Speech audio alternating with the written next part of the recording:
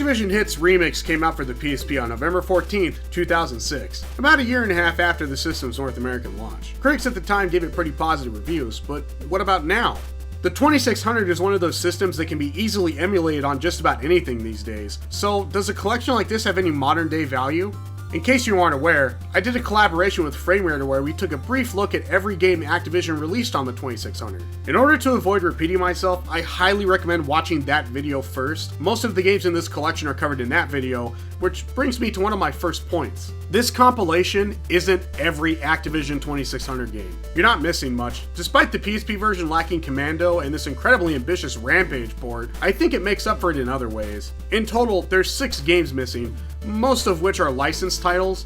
It's worth noting that some of these are included in Activision Anthology on the PS2, which this game functions as a bit of a portable counterpart to. The PS2 one might be more popular, but I think I actually prefer this version. The portability is a big plus, but I also prefer the cel-shaded graphics style this one has. Honestly, the presentation here is really stellar. All of the games have their manuals complete with art, as well as 3D recreations of their cartridges in retail boxes. It's not perfect though, as there's no zoom feature, meaning you're not going to be able to read any of the text on these.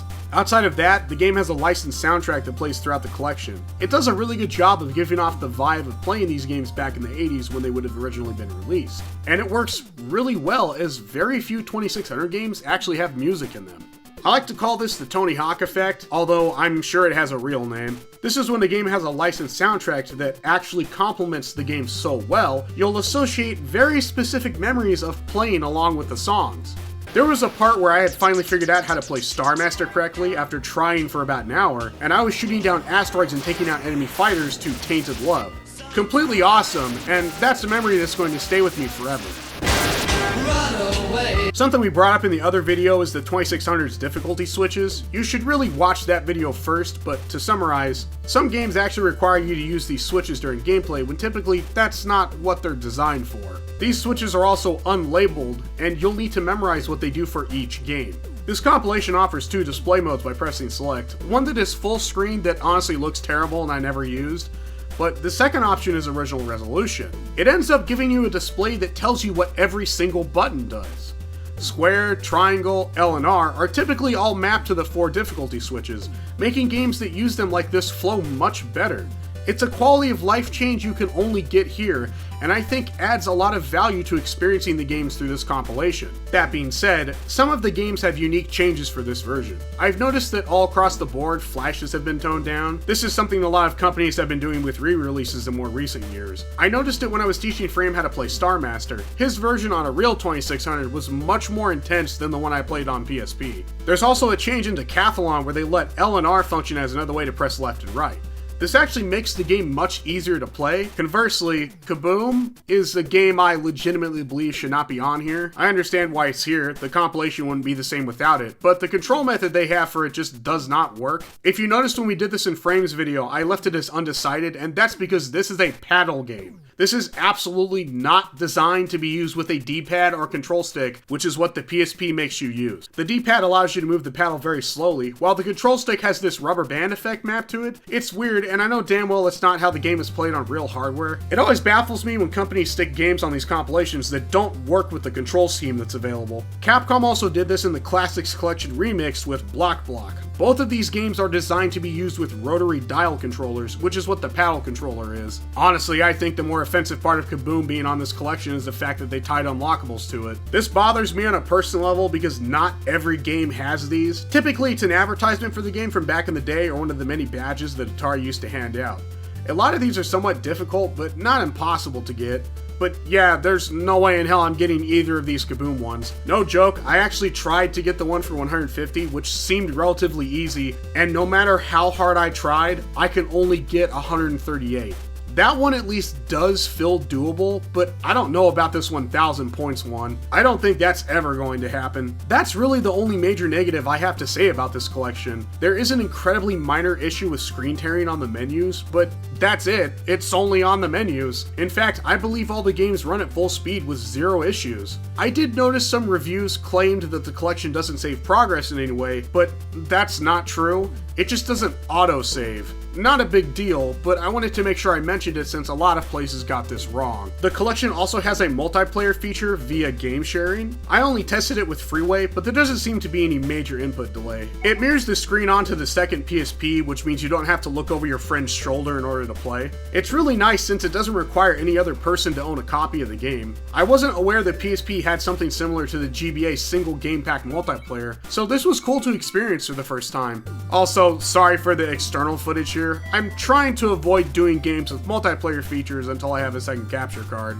And with that, we've covered everything here that pertains to just this collection. I think it's time we get into the games exclusive to this that I haven't talked about yet. Now keep in mind, when I do these types of episodes in the future, I'll be going over every single game that's included. I'm just not doing it this time because there's another video where I already do that. These first 3 games are from Imagic, not Activision originally. It seems Activision bought either them or the rights to their 2600 games at some point, since a ton of them are included in other compilations, but I can't find any definitive information on the matter. Atlantis. You control a set of stationary turrets for shooting down Gorgon ships trying to destroy and sink the city. Pressing fire by itself will fire the middle turret, while holding left or right will allow you to fire the turrets on the sides. Enemies will fly across the screen, slowly working their way down, and on the force cycle they'll attack your city. There's also an enemy bomber ship that will destroy all enemies on screen, but it moves faster. It's best to let it get as close as possible before destroying it. There's an easy mode, the normal mode, a mode that only has the left and right turrets, and a 2-player mode where each one controls the left or right turrets. I think Atlantis really shines in the usage of colors for its sprites. These are beautiful and don't look like anything else included in this collection. The visual design in this game actually reminds me a lot of those artificially colored fake plants you see in a fishbowl. I absolutely love it. Everything has this miniature quality to it that I really dig. Honestly, I think Atlantis feels more like an early NES title rather than one on the 2600, just from its multicolored graphics alone. It's great. Demon Attack. This is my favorite shooter so far on the 2600. Marooned on the ice planet of Krybor, you'll need to take out the monsters that roar in the sky above you. As you take demons out, new ones will warp in with an effect that looks really cool on the 2600, as if they are bending time and space to get to you. Demon Attack's story may be straightforward and its game design simple, but man is this game packed with content. The difficulty switch determines how aggressively enemies will attack each player, and there are 10 total different game modes. 1 and 2 player games with normal missiles, guided missiles, and then a special co-op game, each of which have easy and hard modes. I think that's the most we've seen out of the entire collection. The variation here is insane. I really think Demon Attack is nothing short of excellent. Moonsweeper.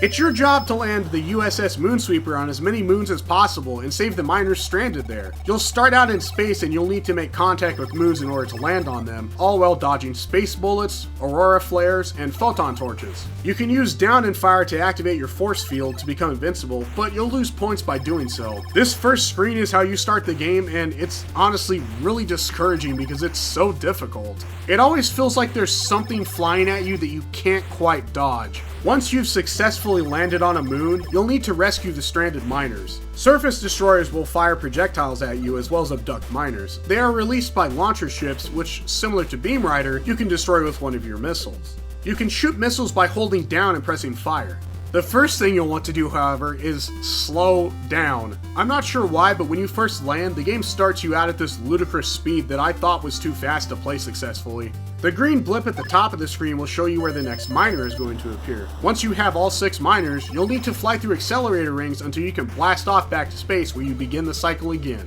There's 1 and 2 player modes, as well as 4 different difficulties for each. Moonsweeper is something. It's got a lot going on, but I really think its difficulty holds it back. There's also an issue I haven't mentioned yet, which is the sprites kind of flicker. I think this is the only game I've seen that had this issue. Nothing seems solid and it makes it kind of difficult to see things. The game is ambitious but flawed. If you can get good at it, I can see it being a lot of fun, but it's too difficult for me. These final 2 are a bit different as well. They are in fact 2600 games that were developed at Activision, but they were never released. They were found with other prototypes in a pawn shop in 2001. I think it's really cool that Activision included them on here and gave them proper boxes and cartridges. Because both of these are prototypes, I'm not going to be giving them scores. Can't really judge something if it's incomplete. Kaboom. Kabobber is really weird. It doesn't actually have an official story. At some point after it was discovered, Atari Age held a contest where a user-submitted story was chosen. Your goal is to stop Princess Bubsky from absorbing the magical rainbow energy at the end of the stage. You'll take your platoon of Bubskys through the stage, stomping on enemies in order to reach her. Honestly, you can pretty much just hold right and win the first few stages. Hit detection in this game is iffy. It seems you can only attack enemies successfully when they aren't moving, but it isn't easy to tell when they are about to move. I think they may go in a set pattern, but you can't exactly sit around and wait. Anytime you're both moving at the same time, you will lose, and it can result in you losing many of your Bubskys in a single second. As you successfully take out enemies, you'll get access to more baby Bubskys, which you can deploy to refill your ranks. If a baby Bubsky defeats an enemy, it grows into a normal Bubsky, and I don't think that actually affects anything. Honestly, I get the feeling I just suck at this game, because in truth, the thing was fully finished. When asked why it was never released in an interview with Retro Thing, creator Rex Bradford said, "What happened was that I finished the game in the standard 4K cartridge size, then Activision said they liked the game and would like me to expand it into an 8K cartridge and keep working on it. I had basically run out of ideas for the game at that point and resisted. Anyway, I didn't feel like working on it more, and Activision didn't want to publish it as is, and was probably a little miffed at my attitude, though they never said so, and that was that." Further along in this interview with Retro Thing, he mentions how he thought the hop or be hopped game mechanic was a cool idea for the 2600, but he never really got to work properly as the game speeds up. I actually agree, and I think if the game had some type of rhythm aspect to it, where the enemies only move to the beat of some music, it could likely work. It's too bad Activision didn't want the game as is. It's pretty neat even if I don't care for it much. Thwacker! This game is really cool, would be one of my favorites, but it's still incomplete. In Thwacker, you need to collect the notes shown on screen while avoiding the musical instruments. Trying to collect the wrong note will bounce you around, potentially into enemies. You can bounce higher or lower by using up and down. Once you've got all the notes, grab the clef at the top of the stage and a song will start to play.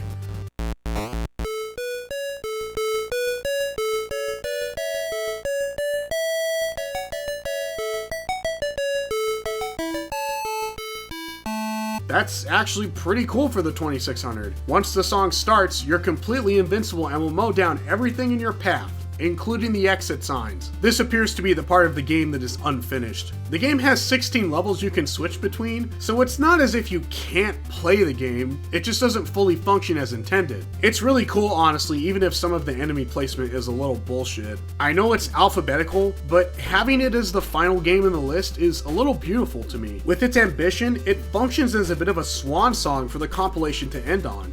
And wow, this is a fantastic game for the PSP. This must have been great to have back in the day. It's also one of those games that plays really well directly off the disc. I understand that nothing here is super intensive, but just like the Activision 2600 games, its simplicity done superbly. Even today, I think this is a total banger for the PSP, and I'm definitely going to be coming back to it. I'm going to give it an 8 out of 10. This is easily one of the best games for the system, especially if you're a collector after the physical discs. I hope you guys enjoyed this. I'm not exactly sure what the next episode is going to be on. I do have an itch to do one of those throwaway shovelware ports, since there's a lot of games like that on the PSP, and I'd like to have one that could serve as an example for other episodes. Either way, I'd appreciate it if you let me know in the comments below what you'd like to see, and subscribe if you'd like to stick around for more. And if you'd like to take a look at the artwork or manual for this game, I put up a scan of it on archive.org.